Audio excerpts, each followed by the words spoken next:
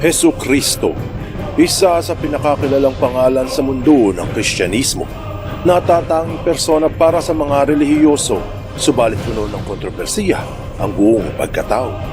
Pinagtatalunan kung Diyos o bugtong na anak, marahil propeta lamang para sa mga Arabo. Subalit ang salaysay ng Biblia mula nung ito ay bata pa hanggang sa naging 30 taong gulang ay may agwat sa kwento. Siguradong magugulat ka sa malalaman mo na natagpuan na ang kasagutan kung bakit may agwat ang pahayag sa buhay ni Jesus.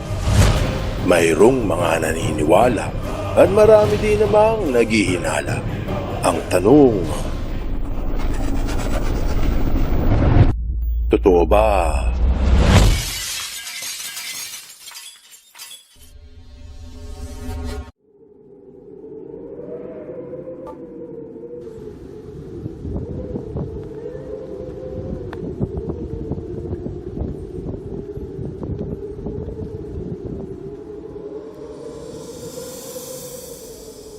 Kung sisiyasatin ang bilang ng mga relihiyoso sa Pilipinas, hindi magtataka kung bakit ang bansa lamang ang may pinakamaraming Kristiyano sa buong Asya.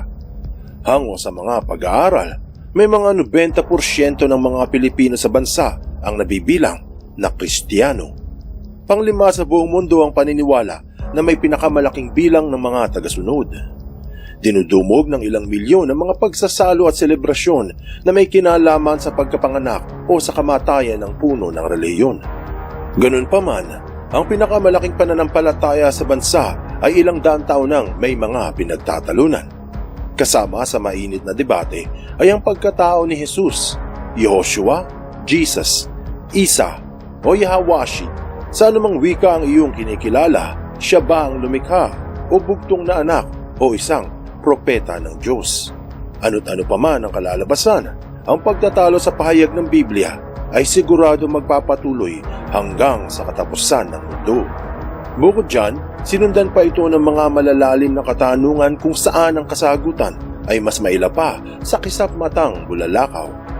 Isa na rito ay kung bakit ang salaysay ng Biblia hinggil kay Jesus ay tila may agwat.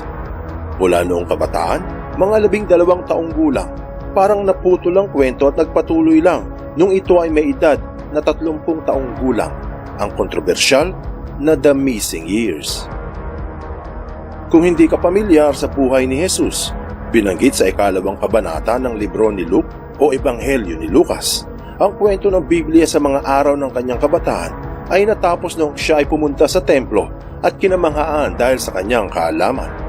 Ang sumunod na kabanata ay nagpatuloy pero sa 15 taon na paghahari ni Tiberius Caesar, noong namumuno si Poncio Pilato sa Judea at si Herodes sa Galilee, panahong si Jesus ay 30 taong gulang. Sa 3 kabanata, versikulo 23 ang sabi, si Jesus ay may gulang na 30 taon nang nagsimula sa kanyang gawain. Kaya marami ang nagtatanong kung ano ang kwento mula nung ito ay 12 hanggang bago ito umidad ng 30. Mukha nga namang mayroong agwat na 18 taon. Mula nung ito ay napuna ng mga theologians, maraming sagot ang nagsulputan. Marami ay may kabuluhan, pero yung iba ay walang katuturan.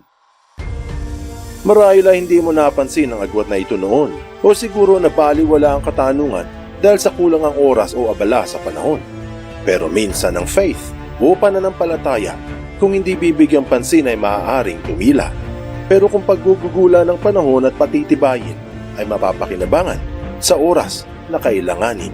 Mabubulabog ang iyong pagkatao kung sasabihin sa iyo na isa sa mga paliwanag hinggil sa agwat ng Biblia ay pumunta di umano si Jesus sa ibang bansa. Ano man ang iyong pinaniniwalaan o kinabibilangan, ang mga teorya hinggil sa tinaguriang agwat ay kinakailangan ng mapanuring analisa upang nang sa gayoy, hindi malihis ng landas ang sinumang may pananampalataya at tuluyang mawalay ang isa sa mensahe ng Biblia.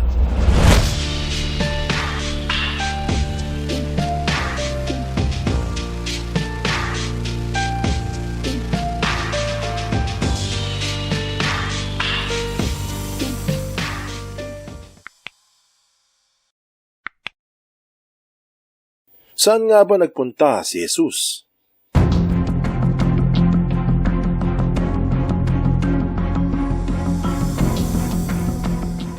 Kung ang isa ay pamilyar sa bansang Hapon, sa mabundok na bayan ng Shingo sa Aomori, mga 3 kalahating oras ang biyahe mula sa Tokyo. Ayon sa kwento, nagpunta si Jesus doon nung ito ay mga 21 taong gulang. Napangasawa nito si Miyuko, ang dalagang anak ng isang magsasaka. Nagkaroon ng 3 anak at namatay sa edad na 103 taong gulang. Kung hindi ka makapaniwala, heto ang sabi sa Nippon, na matatagpuan ang libingan ni Jesus sa Aomori. Pinagdidiwang taon-taon ang pagkamatay nito sa lugar. At binalita din sa Sora News ang misteryosong mabundok na bayan kung nasaan ang libingan ni Jesus. Hindi lamang sa bansa ng Hapon nagpunta raw ito dahil binalita rin sa Times of India na nagpunta rin si Jesus sa rehiyon ng Ladakh. Isang sikreto daw ng Ladakh ay ang mga nawalang taon ni Hesukristo. Ayon sa pahayag, natagpuan sa monasteryo ng Hemis ang mga isinulat ni Jesus, ang tinaguriang na walang ebanghelyo. Sa katunayan, sinabi sa Hindu portal na mayroon daw scientific proof na nag-convert si Jesus sa Hinduismo bago ito namatay sa Kashmir at nailibing sa Srinagar ng kanya Rosabal. Hindi lang yan, nagpunta rin daw si Jesus sa Europa, sa Britanya. Sinabi sa Sky History na naglakbay raw si Jesus kasama ni Joseph of Arimathea sa bansang Britanya. Ayon sa kwento, itinaguyod ng simbahang Kristiyano sa Glastonbury ng Somerset kung saan nakalagay ang Holy Grail. Binanggit din sa Economic Times na si Joseph of Arimathea, kilalang mayamang Hudyo, ay naglakbay sa Europa at isang beses ay sinama nito ang batang si Jesus. Ilan lamang ang mga ito sa kumakalat na paliwanag kung bakit mayroong agwatang pahayag ng Biblia hinggil sa buhay ng Nazareno. Subalit marami ang nagsasabi na ang tunay na dahilan kung bakit may agwat sa salaysay ay hindi masasagot gamit ang ibang libro paglalakbay sa ibang bansa, ngunit sa mismong Biblia. Kung babasahin ang mga sumunod na teksto matapos ang naganap sa templo, ang sabi sa 2 kabanata ng libro ni Lucas, umuwi siyang kasama nila at dumating sa Nazareth at naging masunurin sa kanila. Hiningatan ng kanyang ina ang mga bagay na ito sa kanyang puso. Lumago si Jesus sa karunungan, sa pangangatawan at naging kalugod-lugod sa Diyos at sa mga tao. Ayon sa mga eksperto, maikli man ang salaysay, marahil ito ang sagot sa kung bakit tila may agwat sa pahayag ng Biblia. Kung iisipin, hindi naman talaga agwat, subalit isa lamang summary o buod ng kwento. Kaya marahil hindi ito umalis ng Israel, katulad ng pahayag ng iba. Mantsakin mo, kung isusulat sa Biblia ang lahat ng ginawa ni Jesus, mula nung ito ay pinanganak hanggang sa noong ipinako, ang nawalang 18 taon sa buhay ni Jesus. Baka hindi magkasya sa isang libro ang lahat ng kanyang ginawa. Sa dinami-dami ng mga pagbubukod, kung dadagdagan pa ang nakasulat sa Biblia, siguradong mas marami ang tuluyang malilito. Marahil sa hinaharap, matitigil na ang debate sa pagitan ng mga sumasampalataya dahil kung tutusin, pare-pareho lang naman na nais maging matapat at matuwid ang pamumuhay bilang isang mabuting Kristiyano. Anong aral ang mapupulot dito? Matalinhaga talaga ang pahayag sa Biblia. Malalim ang mensahe pero nauunawaan naman kung busilak ang iyong puso at dalisay ang pagkatao. Pero kung tila maitim ang iyong kalooban at matigas ang iyong ulo, marahil ang pahayag ay malayo at malabo. Sayang naman at hindi ka matututo. Buksan mo ang iyong isip at hayaang lumalim pa ng lubusan ng iyong pangunawa sa mga kasaysayang kapupulutan ng maraming aral. Tandaan, katotohanan ng susi sa tunay na kalayaan.